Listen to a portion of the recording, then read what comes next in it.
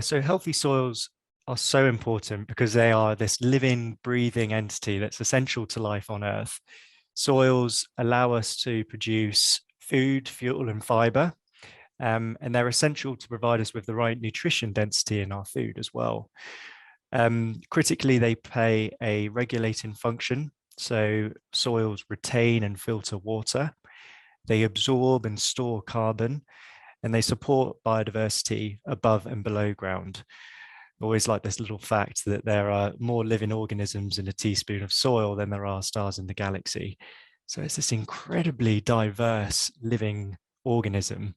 And I think we really underestimate how much activity and life there is below our feet. Some of the main challenges we're facing with our soils today kind of hark back to the end of the World War II era, where since then we've experienced an intense period of industrialization and intensification of agriculture. We've also seen the advent of chemical fertilizers, which has pushed up yields and production to such a rate that's actually very impressive, but it's come at a huge cost.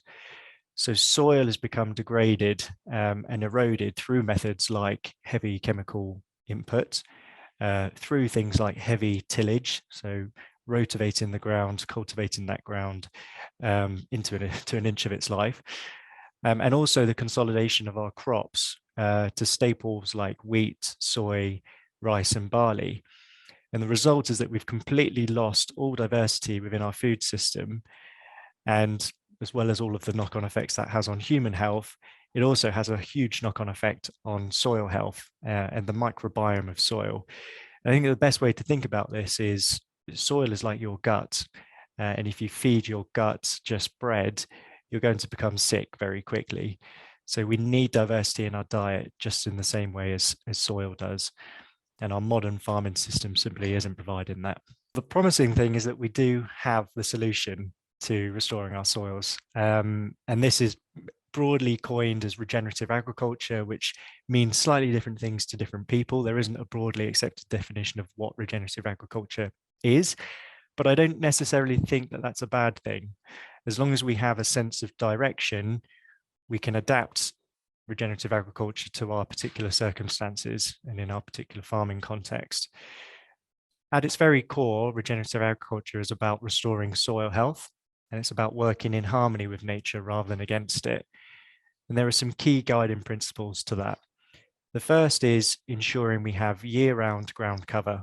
And this is really essential to keep that soil fed, and it also prevents erosion as well, because those roots help bind that soil together, and those plants store down carbon. The second key principle is about minimizing soil disturbance where possible. And you may have heard of no-dig gardening, for example, which is a smaller scale version of that in your back garden. But the key principle is not to invert the soil. As soon as you do that, you destroy those microorganisms. And critically, you expose carbon to the atmosphere, hence releasing CO2. So it's important to try and keep that soil undisturbed.